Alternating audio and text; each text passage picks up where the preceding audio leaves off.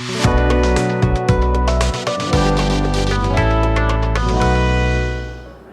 dikasihi yang bahagia Tuan Imam Bilal yang memimpin solat jemaah fardu subuh kita pada hari ke-13 Zulhijjah, hari terakhir hari tasyrik, yang kita akan terus bertakbir muqayyad, ya, takbir selepas solat sampai waktu asar nanti insya-Allah.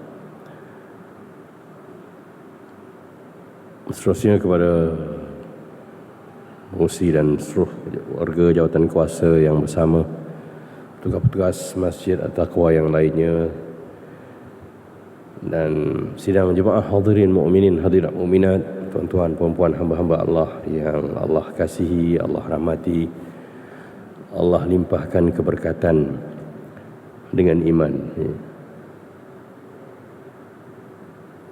Alhamdulillah, puji dan syukur kita pada Allah Subhanahu wa taala yang terus mengurniakan ruang dan kehidupan ini buat kita. Ya, Allah menciptakan kita di dunia ini dengan satu matlamat yang jelas. Allah kata liyabluwakum ayyukum ahsanu amala, untuk dia uji kamu siapa yang paling baik amalnya dalam apa situasi pun. Ya, sebab tu Nabi ajar dalam keadaan orang tak buat baik pun kita kena buat baik. Ahsin man asa'a ilaik. Sebab apa? Sebab Allah nak tengok kita boleh tak jadi baik. Ya, kalau orang buat baik pada kita, kita buat baik, itu biasa. Tapi agama kita mengajar kita agar mampu berbuat baik pada orang yang tak buat baik, baru ada kedamaian. Dan kedamaian tu bukan untuk orang lain, untuk jiwa kita sendiri pun. Siapa yang mampu membalas baik setiap kejahatan orang pada dia, dia akan tenang. Itulah sistem kehidupan manusia.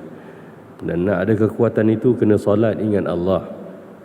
Ya, solat yang khusyuk itulah yang akan menjadikan orang beriman berjaya. Qad aflahal mu'minun alladzina hum fi salatihim khashi'un. Moga-moga solat kita di ruang yang membantu khusyuk ni, di Masjid At-Taqwa yang sebegini mendamaikan, mampu menjadikan kita ni orang-orang yang betul-betul menghadap Allah dalam keadaan sedar. Kita menghadap dia, bercakap dengan dia, mengadu pada dia. Selawat dan salam buat baginda Rasulullah sallallahu alaihi wa alihi wa sahbihi wa barak wa sallam. Nabi yang bercerita dalam satu hadis, Nabi kata ayyamu tasyriq, ayyam aklin wa syurbin wa dzikrillah. Hari-hari tasyriq ini, ya, dengan qaf, ya, tasyriq. Kalau dengan kaf, tasyrik, jadi syirik, bukan Allah tu, menyekutukan Allah. Hari-hari tasyriq ini adalah hari-hari makan, hari minum, dan hari zikrullah. Subhanallah. Begitulah agama fitrah yang bernama Islam yang Allah datangkan pada kita ni. Ada benda-benda yang memang selari dengan keseronokan naluri manusia. Hari ni sampai tak boleh puasa. Ya, 4 hari berturut ni tak boleh puasa. Nabi sebut tentang hari tasyrik ni, man kana shaiman, siapa yang berpuasa, falyuftir, dia perlu berbuka. Sebab apa? Fa innaha ayyamu aklin wa syurb.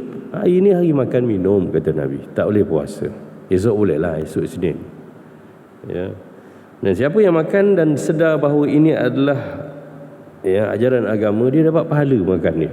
Apatah lagi beri makan orang lain, menjamu apa yang kita ada kepada orang-orang lain, mengunia, berkongsi kepada insan-insan lain. Tentu pahalanya lebih besar. Kerana apa? Menjayakan sama hari-hari makan minum kita pada hari-hari tasyrik ini. Subhanallah. Moga-moga bersama itu juga jangan kita lupa, di hujungnya Allah sebut zikrullah. Memang hari makan, hari minum, tapi jangan lupa hari zikrullah. Jadi makan minum pun hebat macam mana pun, ya, berjamu macam mana pun, pergi mana-mana pun untuk makan, jangan sampai hilang zikrullah. Dan zikrullah yang paling afdal, yang paling utama, yang paling hebat, solat. Ya, zikrullah yang paling hebat bukan yang dengan tasbih tu. Sebab apa lagi ruang yang paling benar dan paling tepat untuk kita ingat Allah? Solat.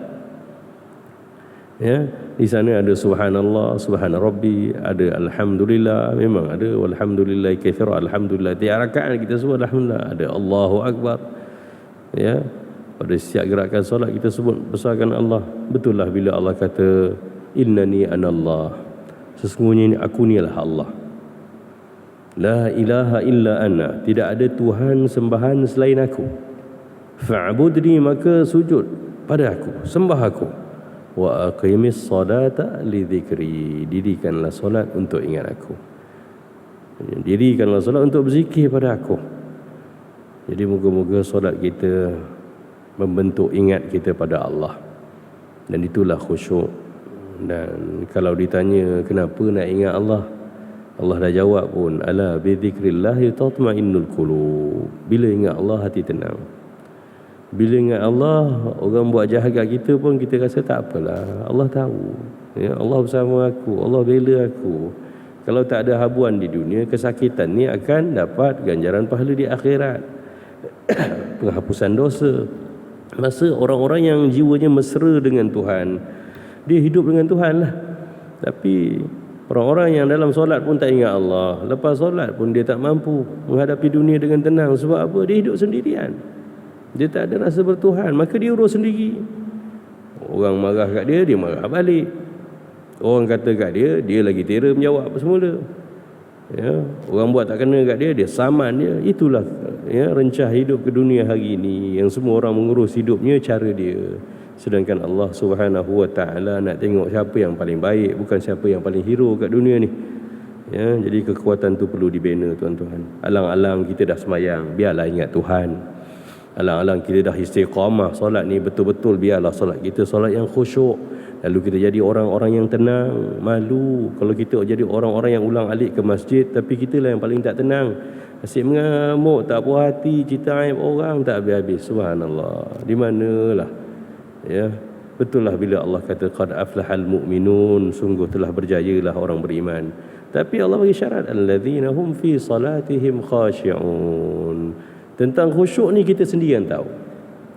Sebenarnya Allah tak, itulah tahap kejayaan kita. Kalau ditanya berjaya sudut apa ni?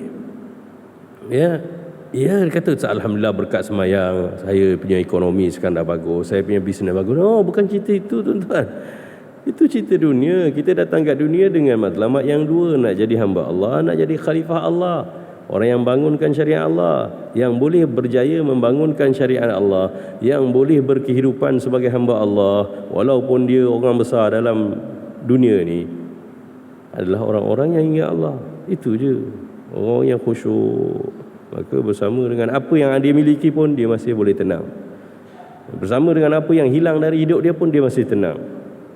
Itulah yang Allah mahukan. Sebab Allah ni terlalu sayang pada hamba-hamba dia. Ya, jadi Allah datangkan solat ni tujuannya untuk melimpahkan kasihnya. Dia tak nak hamba dia tersiksa hidup kat dunia yang memang darul bala wal imtihan, negara, negeri, tempat bala, bencana dan juga ujian.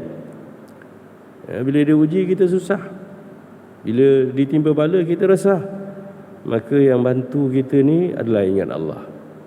Maka solat itulah sebenarnya tujuannya itu. Jadi sayang kalau kita solat kita tak ingat Allah. Jadi ini satu benda yang kena jadikan bahan muhasabah. Ya. Sebab kalau dalam solat pun kita tak boleh ingat Allah, bersama kita kata Allahu Akbar, setiap kali bergerak Allah paling besar, Allah paling besar, Allah paling besar. Tapi Allah tak pernah besar pun dalam hidup kita, dalam hati kita. Dalam solat pun masih sibuk dengan urusan-urusan yang lain. Mana mungkin orang yang tak ingat Allah dalam solat boleh ingat Allah di luar solat? Dan memang itu keperluan kita. Kita boleh sabar, boleh tenang, boleh redha, boleh buat baik pada orang buat tak baik pada kita, kerana ingat Allah lah. Itu tujuan solat. Jadi solat kalau efektif, khusyuk, ingat Tuhan, dia ibarat vitamin ataupun zat tambahan yang memberi kekuatan pada tubuh badan. Ya. Jadi begitulah keperluannya. Moga-moga kita dapat bersolat dengan jiwa ya, dan fizikal yang sempurna begini, agar kita dapat ketenangan sementara hidup di dunia yang memang banyak cabaran ini. Kita baik, orang kata kita tak baik. Memang itulah dunia. Rasulullah pun orang kata dia gila, ahli sihir. Padahal daripada muda dulu orang puji dia Al-Amin. Satu Mekah tahu dia tak pernah bohong. Tapi bila dia bawa benda betul, orang kata dia ahli sihir. Memang pelik, itulah dunia. Ya, maka kita perlu tenang-tenang sahaja dengan ingat Allah Subhanahu wa taala apa adanya kita. Alhamdulillah pada pagi ini saya sebenarnya kurang sihat, tapi bila saya minta excuse dengan Syarifudin, kata tak ada sah orang-orang cuti ni kan, raya haji ni, ya, sarapan dah order Zat, kan susah lah saya, dia kata kan. Saya minta maaf lah, kurang sihat semua, jadi mungkin ada sikit gangguan sengau suara ni, tapi boleh go on lagi lah insya-Allah. Perbincangan kita tentang qasas Al-Qurani ini telah pun masuk pada penghujung cerita Nabi Nuh alaihissalam. Ya, setelah mana bertembung dua kumpulan ini tentang iman dan kekufuran, akhirnya Allah tentukan bahawa banjir besar itu dah melanda dan dia terlalu drastik ya. Allah gambarkan langit mencurah-curah turun air. Tak cukup dengan itu, yang tak pernah berlaku dalam kejadian banjir di dunia ni, bumi pun menghamburkan keluar airnya. Ya, bayangkan. Jadi sebab itulah banjir pada hari itu menenggelamkan semua muka bumi. Bayangkan, ya. Kerana dua saliran air itu keluar. Biasanya banjir ni sebab hujan turun lebat. Air sungai macam biasalah. Air laut kalau pasang dia tambah je. Ya, tapi yang berlaku di zaman Nabi Nuh, air pun ya daripada bumi menghambur keluar. Maka ya, sebab itulah Allah Subhanahu wa taala bercerita tentang tenggelamnya bumi. Kemudian bila kita pun dah bercerita hari itu tentang Nabi Nuh pujuk anak dia pun tak mau. Anak dia kata nak naik. Yalah, dia pujuk tu sebab dia nampak anak dia dah mula terasing daripada kaum dia. Rupanya terasing tu bukanlah insaf, tapi kerana nak cuba selamatkan diri, nak tunjuk kegagahan menentang Allah Subhanahu wa taala. Subhanallah. Akhirnya berlakulah bicara kita hari itu, wahala bainahuma al-mauju fakana minal mughraqin. Terpisahlah Nabi Nuh dengan anaknya dengan satu ombak besar, dan dia pun tenggelam bersama orang-orang yang tenggelam. Sedihlah ceritanya. Anak kesayangan, ya, nampak tak dunia? Anak Nabi pun tak dilayan hebat dekat dunia. Yalah, orang-orang dunia dilayan hebat lah. Anak-anak VIP kat dunia ni dia beri tempat khas, dilayan dengan baik. Kalau tak dilayan dengan baik, dia boleh buat komen, dia boleh buat bantahan, atau dia gunakan kekuasaan dia untuk ya menghukum orang-orang yang tak melayan anak dia baik. Ini anak Nabiullah. Nabi Nuh bukan minta apa, minta anak dia beriman je. Allah tak bagi. Subhanallah. Inilah dunia, tuan-tuan. Jadi kecewa tak? Tentu ada sikit kecewa, nanti ada perbincangan. Tapi begitulah. Siapa makin baik, makin hebat ujian dia.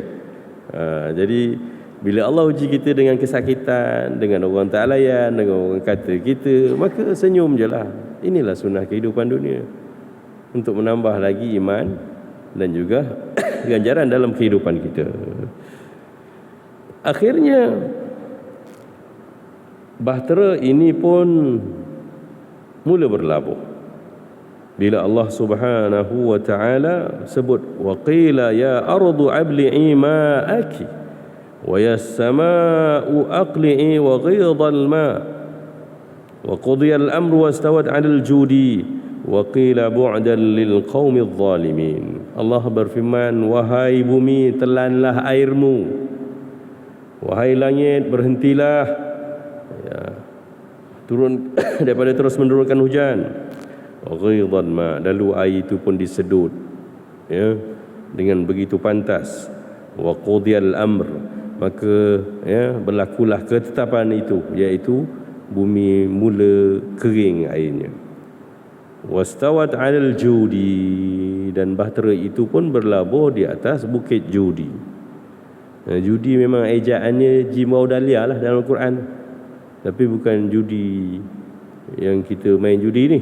Bukan kita lah. Bahasa Melayu sebut judi kan.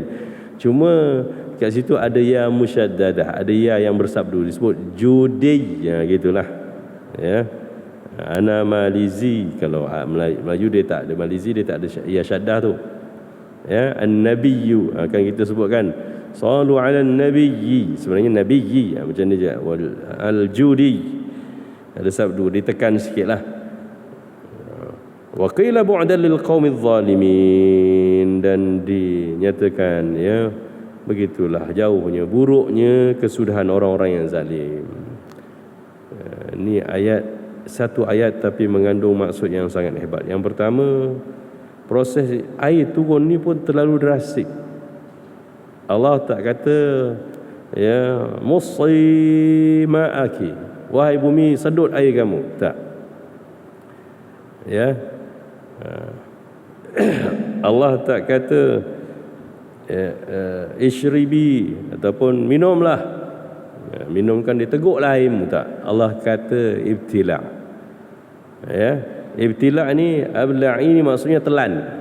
Biasa tak kita kalau makan, anak-anak kecil kalau makan kadang-kadang dia suap, dia terus telan. Minum kalau dongak macam ni, kita panggil togok air macam ni, dia gigi laju kan. Kalau minum pakai straw lambat, sedut. Begitulah gambaran Allah beritahu kepada kita bahawa dengan kasihnya, dengan rahmatnya, Allah nak jadikan satu proses mudah-mudah je. Cepat sangat air itu. Di samping itu Allah perintahkan stop air daripada atas. Ya, lalu disedutlah air itu dan berlakulah ketetapan Allah Subhanahu wa taala. Ya, hingga keringlah air, kami tak adalah air itu lagi. Ya. Dalam surah ya, asalnya air itu kan Allah gambarkan ya dalam surah Al-Haqqah, inna lamma taghal ma'u wa hamalnakum fil jariyah, sesungguhnya kami ketika mana air telah tagha ni melampau. Kita pun selalu sebut dalam bahasa kita tagut. Apa maksud tagut? Tagut ni melampau. Allah gambarkan bahtera banjir besar zaman Nabi Nuh tu tagut. Sebab air dia bukan dalam keadaan biasa. Begitu juga orang yang menentang agama dalam keadaan melampaui hukum hakam Allah, dia panggil tagut dah. Jadi lawan bagi tagut ini dhalma, Allah sedut air itu laju. Begitulah ya kuasa Allah Subhanahu wa taala. Wa qudiyal amr, maka Allah kata berlakulah apa yang dia kehendak, ya sebagaimana yang dia kehendak. Begitulah. Lalu Allah menyebut wastawat 'alal judi, lalu berlabuhlah bahtera itu di atas judi. Judi ini merupakan, kalau kita tengok dalam Mu'jan Buldan, ensiklopedia tentang bandar-bandar bersejarah dunia, judi ya'uhu musyaddadah. Judi dikatakan dengan ya, huruf ya-nya bersabdu. Judi wa huwa jabalun mutallun ala jazirati Ibn Amr, iaitu banjaran yang memanjang di atas menanjung Ibnu Umar, fi janib syarqi min Dajlah, di sebelah timur sungai Dajlah, berada di Mosul, min a'mal Mosul, dalam daerah Mosul. Alaihi istawat safinatun Nuh lama nadabal ma, ya, di situlah berlabuhnya Nabi Nuh punya bahtera ketika mana air dah surut kering. Jadi dikatakan banjaran ini terletak di antara sungai Dijlah dan sungai Furat di utara Iraq. Ya, cuma diletak ya belah timurnya, di sebelah timur sungai Dijlah dan di sebelah barat sungai Furat, tapi belah utara lah. Apa ceritanya pada ini? Ya, ini semua antara usaha Nabi Nuh. Dia pernah berdoa begini dalam surah Al-Mu'minun ayat 29. Ya, apa kata Nuh? Wa qur rabbi anzilni munzalam mubaraka. Ya Allah, wahai Tuhanku, ya, turunkan aku atau labuhkan aku ini di tempat yang penuh dengan keberkatan. Wa anta khairul munzalin, wa anta khairul munzilin, dan kamulah sebaik-baik yang menurunkan ya atau menempatkan sesuatu. Jadi begitulah ya, kita sebagai hamba Allah dalam apa suasana pun dengan Tuhan kena mesra, kena dekat, kena yakin dan doa. Itu je. Ya. Dan doa pun dah berpahala. Jadi judi ini merupakan bumi yang berkat lah, bila Nabi Nuh pun mendoakannya. Jadi kita pun suka juga nak tahu tentang Jabal Judi ini. Lalu Allah pun menyeru kepada Nabi Nuh, qila ya Nuh bi't bi salamin minna. Ya, disebut kepada Nuh, wahai Nuh, ya, turunlah kamu dengan selamat, jaminan keselamatan dari kami, wa barakatin alaik, dan keberkatan ke atas kamu, wa ala umamin mimman ma'ak. Ya, jadi bila air dah surut, Allah perintahkan dia turun. Ya, turun dengan janji Allah salam dan berkat. Salam ni kesejahteraan. Artinya turun tu tak ada bencana. Tak adalah gunung runtuh ke, ya, ada lagi yang termasuk dalam lubang tenggelam, tak ada. Ini janji Allah Subhanahu wa taala. Wa barakat. Ya, barakat ni pertambahan kebaikan. Hidup kita kalau berkat, banyak benda baik dapat. Duit kita kalau berkat, macam-macam benda kebaikan kita lakukan. Kalau tak berkat, habis gitu je lah. Ya, banyak benda-benda yang kadang-kadang tak perlu pun berlaku dengan kita spend duit kita. Begitulah. Jadi Allah janji keberkatan, artinya banyak kebaikan dengan kehidupan baru ni. Sebab apa?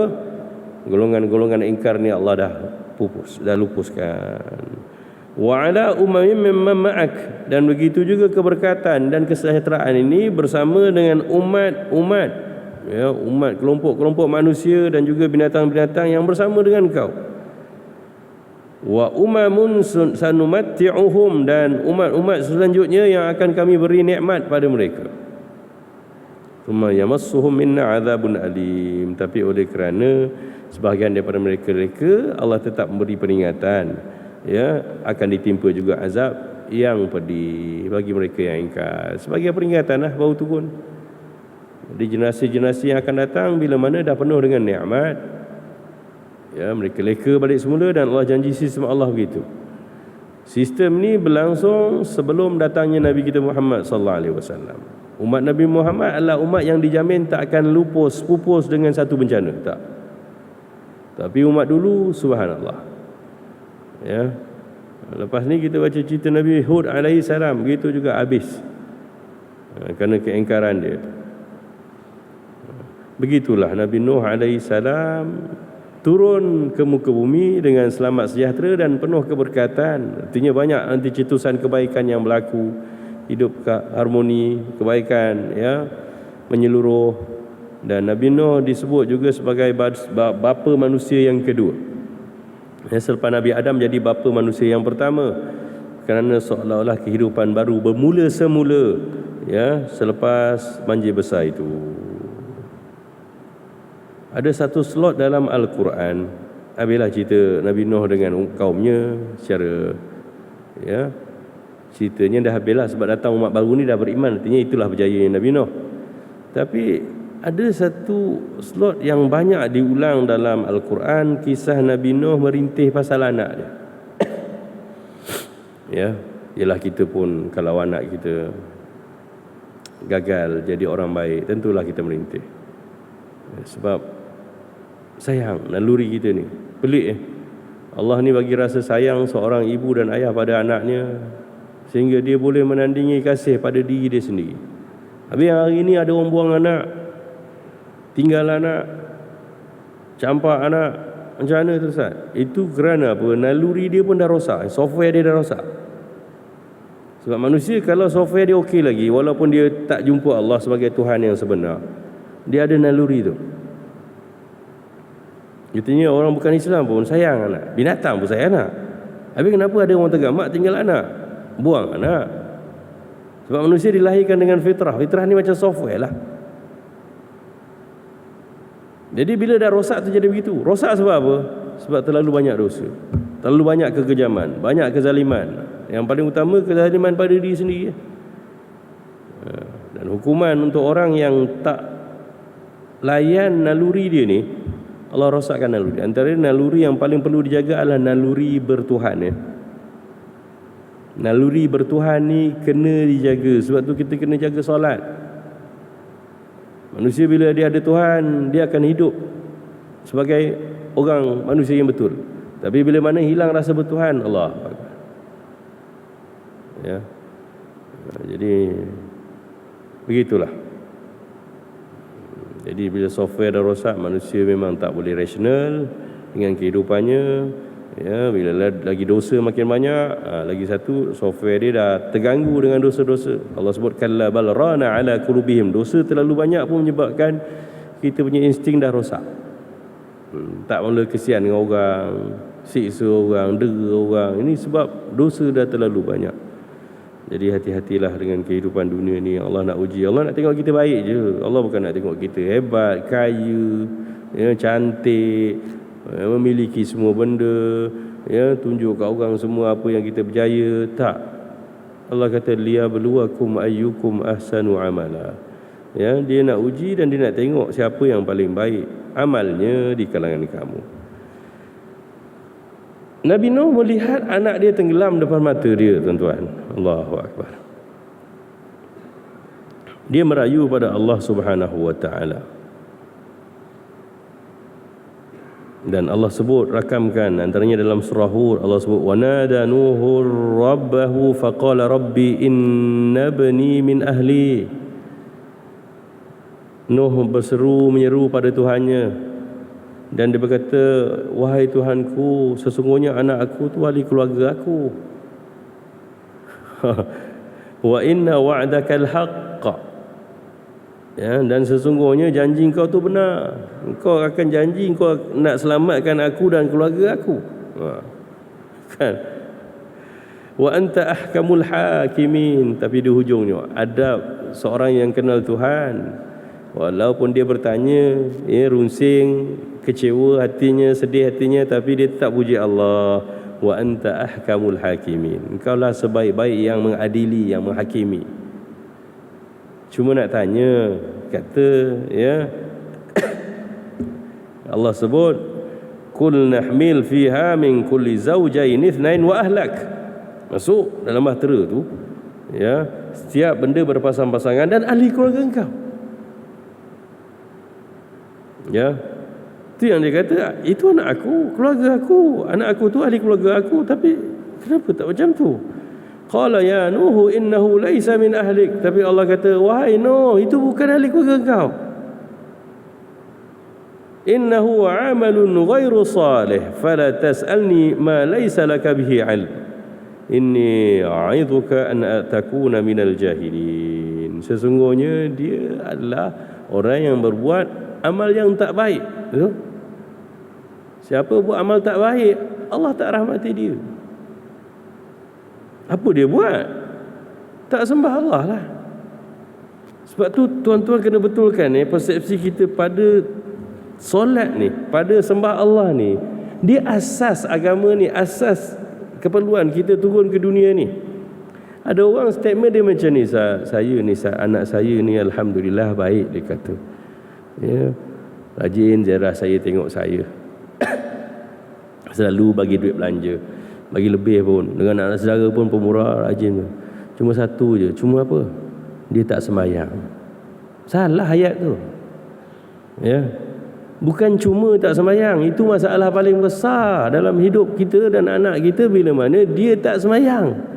Bukan cuma dia tak sembahyang. Ustaz, saya ada masalah besar, anak saya tak sembahyang. Walaupun dia profesor, walaupun dia doktor, walaupun dia engineer, walaupun dia apa sekalipun, kalau dia tak sembahyang, dia dalam masalah besar. Dan dia tersisih daripada ahli keluarga kita besok ke akhirat. Ni cerita Al-Quran. Cerita Al-Quran memanglah hikayat, tapi dia sebenarnya berperanan sebagai hidayat untuk kita rujuk, untuk kita dapat maklumat. Subhanallah. Orang tak solat ni tuan, Allah tinggalkan Allah ni, orang paling buruk sekali. Yelah tuan-tuan, kalau seorang anak dia abaikan mak dia. Ya, saya ada seorang kawan tuan-tuan, saya tengok selalu dia tak balik haji, raya tak balik, raya haji ni pun dia tak balik, tak cuti, duduk kat office. Ya, nak tanya dia sebab dia pendiam, dia pun tak bercerita sangat. Rupanya tanya kawan-kawan, dia kata dia tu berpatah harang dengan keluarga. Berpatah harang dengan keluarga tuan-tuan. Tak tengok mak, tak tengok ayah. Mak ayah ada lagi, tak balik ayah. Hidup sendiri itu, sewa rumah, tak kahwin. Tak tahu ada jiwa orang macam tu. Apa kita kata pada orang macam ni? Kita tak nak katalah, kita kata tengok ulama sebut apa, orang-orang yang memutuskan silaturahim khususnya kepada kedua orang tuanya, bukan sahaja dia hilang barakah, itu pasti, malah dia dapat laknat Allah Subhanahu wa taala. Sehingga berhati-hatilah kita pun daripada jangan berkawan rapat dengan orang, takut kita dapat tempias laknat Allah. Bahaya. Itu orang yang tinggal mak ayah. Habis orang mak ayah kita ni mula jaga kita bila mana dia shape parentals tu dapat dua line. Mula jaga makan, jaga kita. Tak boleh buat macam tu, nanti anak efek apa semua. Dia mula jaga. Ketika dikesan mengandung, selepas 2 minggu, Allah jaga kita daripada alam roh lagi. Daripada kita setih mani yang dilekatkan ke dinding rahim tu sampai hujung nyawa. Dan mak kita tak jaga kita sampai mati. Mak kita mati dulu. Tak tahulah, ada orang mak dia tak mati lagi dia mati, tapi biasanya begitu. Maka tak wajar tuan-tuan kalau kita kata orang tu tak baik dengan mak dia, dia tak baik. Walaupun dia hebat macam mana kata, kau cakap dia hebat, dia mak dia pun tak peduli, terus habis, luruh segala kebaikan. Ya ke? Macam tu, kecewa terus kita. Habis dengan Tuhan, mana boleh kita kata begitu? Sebab tu Nabi Nuh kata, dia anak aku, dia keluarga aku. Kenapa? Nuh dia tak baik. Allah kata reject terus. Innahu amalun ghairu salih. Subhanallah. Ya. Jadi cerita tak semayang ni, cerita tak ada Allah dalam hidup ni, bukan cerita kecil, tapi majoriti umat Islam hari ni anggap benda tu benda ketiga, keempat dah. Janji dia baik dengan aku, tak baik tuan-tuan. Anak kita yang tak solat adalah anak yang tak baik. Terpaksa terimalah, ini kenyataan Allah Subhanahu wa taala. Sebab konsep Allah gini, udhkurni adhkurkum. Engkau ingat aku ingat engkau. Dan solatlah yang paling utama. Sebab Allah sebut wa aqimis solata li dzikri, dirikan solat untuk ingat aku. Dan Allah sebut dalam ayat lain, nasullaha fanasiyahum. Mereka lupakan Allah, lalu Allah lupakan mereka. Saya teringat muhadarah Syekh Ali Jumaah yang bulan lepas kat sini kan, bersama dengan Habib Ali Zainal Abidin yang ronda. Apa dia antara sebut bila dia baca kitab Ihya Ulumuddin tu, dia kata sesungguhnya siapa yang masih solat, dia kata artinya masih ada redha Allah dan rahmat Allah dalam hidup dia. Dan siapa yang dah tinggalkan solat, hilanglah redha Allah dalam hidup dia. Sebab tu teruk macam mana anak kita kalau dia masih bersolat, ada lagi harap Allah SWT. Allah belum biar dia. Sebab dia masih ingat Tuhan dia, Allah ingat dia. Tapi bila mana konsepnya dia tinggalkan Allah, Allah pun tinggal dia. Yang sayunya, Syekh Jumaah cakap apa? Sesungguhnya orang yang dah tak solat ni sebenarnya bukan dia yang tak nak solat, tapi Allah dah tak mahu pun dia datang solat menyembah Allah. Oh, sakit dengar. Sakit dengar. Bayangkan orang yang tak nak solat tu, bukan dia yang tak nak ada Allah, Allah tak nak. Engkau tak payah datanglah. Kau tak payah datang. Biarlah kau cara engkau lah. Allah bisa dengan tuan-tuan. Takkan kita nak biar anak cucu kita tak solat. Dunia kita ni tuan-tuan, lagi tuan-tuan lah duduk di tempat macam ni, dalam suasana duduk macam ni, rasanya kita selesa dah dunia ni. Tapi takkan kita nak selesa kat dunia je. Kalau betul-betul kita sayang anak cucu kita, kita mesti nak selamatkan mereka sampai kat sana. Sebab hidup kat sana kekal abadi. Wal akhiratu khairu wa abqa. Selalu kita dengar ayat ni, wal akhiratu khairu wa abqa. Dan akhirat tu lebih baik kata Allah dan lebih kekal. Tak fair tuan-tuan kalau kita menjayakan dunia mereka tapi kita biarkan kehidupan yang kekal abadi. Perkiraan kita pun tak betul. Benda lebih baik, benda tak berbaik, kita bagi dia yang tak baik sempurna, yang baik dia kita biarkan. Tak boleh. Sebab tu tolonglah bantu anak-anak ni untuk ingatkan dia. Ibu-ibu tak apa, pujuk anak nangis pun tak apa. Apa dia jadi tanggungjawab kita, Allah tanya besok tu. Ada satu tips yang paling hebat, saya ibu ni kena doa anak. Dia buat macam mubahalah tu, minta kat Tuhan, ya Allah, aku ni ibu pada anak aku tu, aku yang mengandungkan dia, engkau rezekikan aku, dia lahir daripada rahim aku. Aku berhak untuk doakan kebaikan dia, ya Allah, tolong pastikan anak aku si Polan, sebut nama dia jadi hamba engkau, dia solat, dia sembah engkau, ya Allah. Itu je aku nak. Tak payahlah minta abuan dunia lagi tuan-tuan. Solat aja minta dunia, minta tak. Solat aja minta anak solat. Try buat macam tu. Ya, munajat subuh-subuh tu minta anak cucu kita solat. Itu je. Baca doa Nabi Ibrahim, Rabbi ja'alni muqimas salah.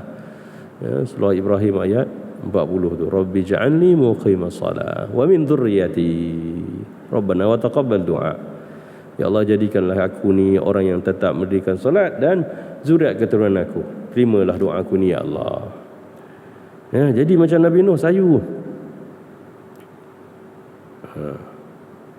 Dan Allah kata dia bukan dari keluarga engkau.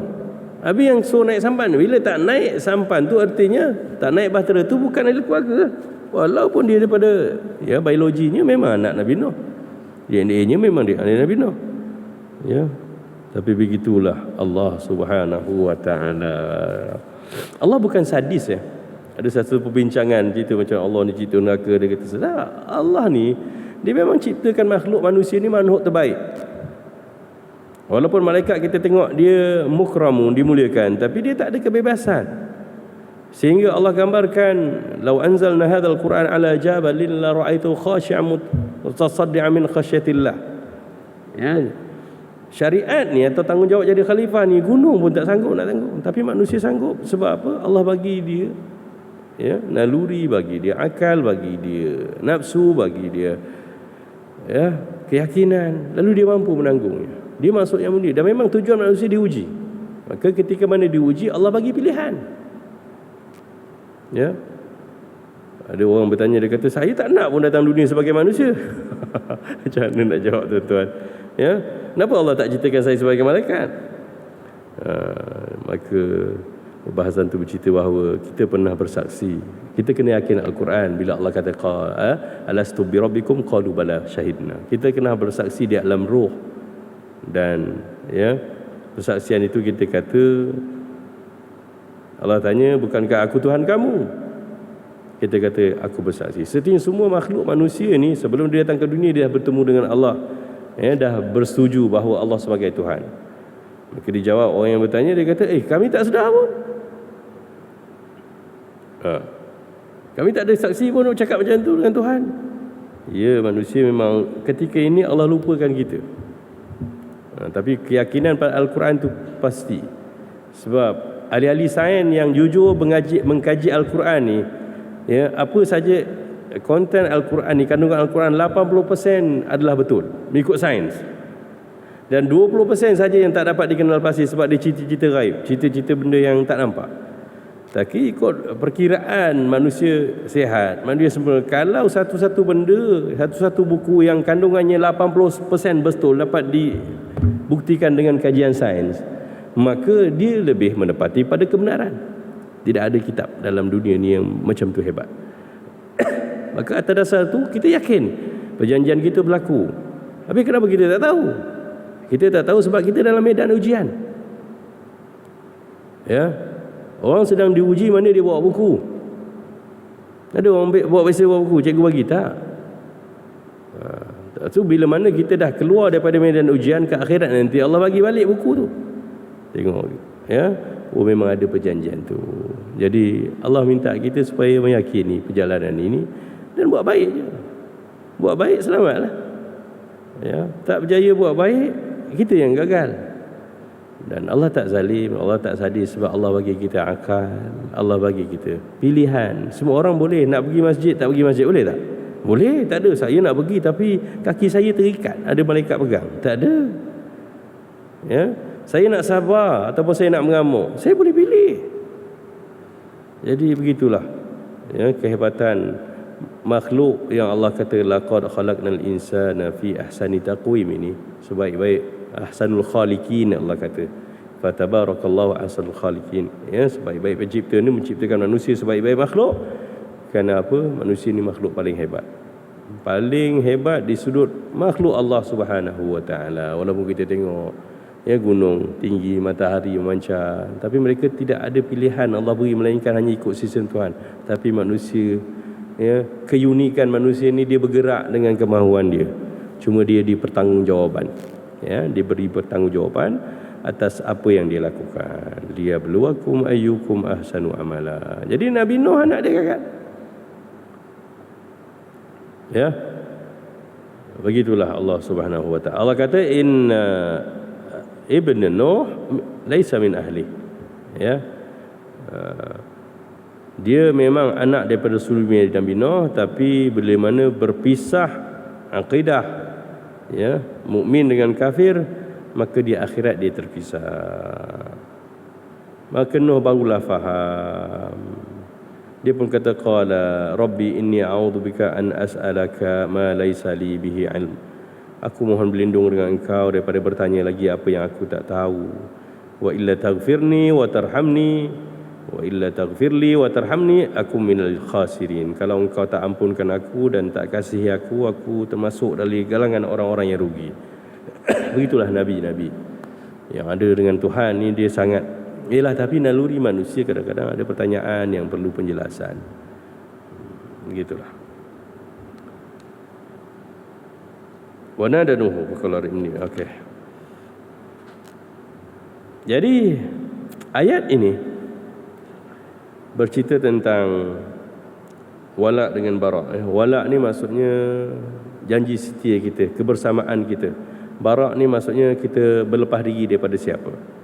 Maka Allah bagi penjelasan daripada ayat ni jelas, ya, yang menjadikan kita ni bersama adalah iman, yang menjadikan kita berbeza adalah kekufuran. Itu je. Jadi apa benda yang menentang Allah kita tak boleh bersama, dan apa benda yang membawa kepada iman kita kena bersama, walaupun kita bukan bersaudara dari sudut biologi. Kemudian satu lagi perbincangan, Allah Subhanahu wa taala pernah sebut Nabi Nuh ini bahteranya menjadi ibrah, menjadi pengajaran.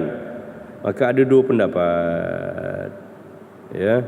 Inna fi dzalika laayatan wa ma kana aktsaruhum mu'minin. Ya, Allah kata kami selamatkan Nuh bersama dengan yang beriman bersamanya dalam bahtera itu, dan kami tenggelamkan semua yang lain. Ya, pada bahtera itu terdapat tanda-tanda kekuasaan Allah, tapi tak ramai yang beriman, Allah kata. Itu dalam surah Asy-Syu'ara. Ya. Dalam surah Ankabut Allah ulang lagi, fa anjaynahu wa ashabas safinati wa ja'alnaha ayatan lil alamin.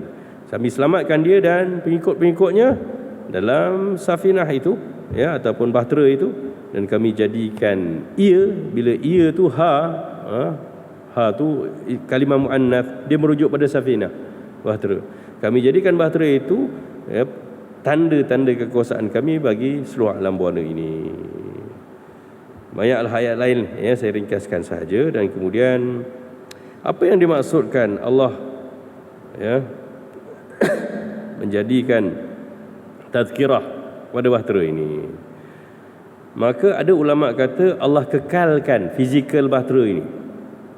Sebab ada satu riwayat daripada Qatadah, ya, Qatadah ni sahabat Rasulullah SAW, dan Imam Bukhari meriwayatkan kata-katanya dalam tafsir, ya, apabila dia menyebut abqallahu safinatan Nuh hatta adrakaha awailu hadhil ummah. Allah kekalkan bahtera Nabi Nuh yang di atas Jabal Judi itu, dan sempat ditemui oleh orang-orang awal daripada umat ini. Artinya para sahabat ada yang berjumpa. Ya. Ini pendapat pertama. Tetapi pendapat yang paling masyhur, maksud Qatadah tadi bukanlah bermaksud secara fizikal. Kalau kita cari sekarang pun tak jumpa dah bahtera tu. Bukanlah maksudnya begitu. Walaupun beberapa kali kata begitu, ya, para sahabat ada yang jumpa. Tapi sebenarnya maksudnya adalah, ya, Allah kekalkan bahtera itu sampai sekarang ada. Kapal-kapal besar sampai sekarang ada. Bukan yang exactly yang Nabi Nuh naik tu, tak. Jenis yang sama, rupa yang sama yang membelah lautan tu. Untuk jadi peringatan bila tengok kapal, Allah teringat bahtera Nabi Nuh. Itu maksudnya. Qala Qatadah, ya abqallahu safinatan Nuh hatta adraka awwalu hadhil ummah. Ya, maksudnya bukanlah para sahabat pergi buka kota-kota Islam yang baru, ya, mereka jumpa akhirnya bahtera Nabi Nuh, tidak. Tapi yang maksudnya adalah, ya, dia jadi tazkirah, peringatan dengan Allah mengekalkan bentuk-bentuk kapal yang begitu besar sehingga hari ini. Fahal min mudzakir. Jadi, ya, adakah di sana orang yang nak ambil peringatan? Itu yang Allah maksudkan. Jadi begitulah, kita pun hari ini nampak kapal-kapal besar, dan betul dia akan jadi ibadah bila mana kita nampak kapal Nabi Nuh. Oh, inilah selamatnya dulu, ya. Macam inilah manusia duduk dalam satu kapal yang besar menyelamatkan dirinya, dan dengan rahmat Allah generasi manusia bersambung semula sampai kita hari ini. Begitulah ya kisah Nabi Nuh alaihi salam. Dan ada satu slide tapi saya sudah agak lambat. Ada mungkin satu muhadarah lagi bercerita Nabi Nuh, wasiat Nabi Nuh ketika mana dia nak mati. Ya, ada wasiat dia kepada anak-anak dia, ya, dan jadi pedoman juga kita. Dan juga ada satu hadis Nabi tentang Nabi Nuh dan umat Nabi Muhammad sallallahu alaihi wasallam. Keistimewaan umat Nabi Muhammad ni, dia bersaksi benarnya Nabi Nuh alaihi salam. Sebab apa? Kita ada Al-Quran. Besok Nabi Nuh di akhirat pun dia diperlekehkan atau dipersoalkan oleh kaum dia. Subhanallah. Bayangkan tuan-tuan, Nabi pun dipersoalkan. Kita macam mana besok? Kita kalau anak kita tak semayang tuan-tuan, kita tak pernah tegur, besok ke akhirat Allah nyanyi gitu. Ya. Dia akan tampelak kita, dia akan jerit kat kita, dan dia marah kat Tuhan bagi kita masuk syurga. Kalau dapat masuk syurga lah. Dia kata tak layak orang tu nak masuk syurga. Aku ni anak dia, dia tak pernah kisah pun. Bayangkan Nabi Nuh yang buat betul, dah dakwah, dah pujuk, dia pun lawan. Jadi Nabi Nuh terpaksa cari saksi. Dan antara manusia-manusia yang akan bersaksi benarnya Nabi Nuh adalah umat Muhammad. Sebab dia baca Quran, dia tahu kisah sebenar. Maka betulkanlah laluan kita. Ya, kita nak bahagia ke akhirat. Moga-moga sempatlah ya, tentang anak-anak kita yang gagal jaga syariat, tak solat tu, cakaplah. Kena bercakap. Ya, kalau tak mampu cakap direct depan mata, WhatsApp lah. Ya, buat voice call ke, ataupun ya, tulis ke. Kemudian berceritalah tentang harapan kita, doa kita, permintaan kita. Mak nak satu je, mak nak anak mak semua semayang. Cukup lah. Kau jadi saksi ke akhirat. Ya. Dia biarkan kami tak semayang, dia tak pernah tegur pun. Dulu mak pernah kan. Ya, ingat hari haji dulu. Ya, tahun 1444 mak pernah tegur, ayah pernah bagi tahu semayang ni. Ya, itulah nilai hidup kita. Jadi kurang-kurangnya kita adalah alasan untuk menyelamatkan diri kita. Sebab hari akhirat ni peliknya, anak jadi musuh pada kita. Kita tak boleh gambarkan macam mana suasana dia. Ya, sebab tak akan berlaku kat dunia kecuali orang ada masalah sangatlah. Anak yang selalu kita peluk lagi kecil, anak yang memang baik dengan kita, cakap sopan, ke akhirat kerana nampak neraka, wala'iyadzubillah. Dia kira dia nak selamat. Kalau dia tak selamat pun dia nak kita sama tak selamat. Tu. Ya, perangai jiwa-jiwa ahli neraka sama macam kat dunia. Jadi bagilah mereka hak untuk rasa bertuhan dengan solat. Ya. Berjuanglah sedikit untuk mereka. Sebab agama kita ni didasari dengan kasih sayang. Kasih sayang macam mana? Kita kena ajak orang kepada agama dengan kasih.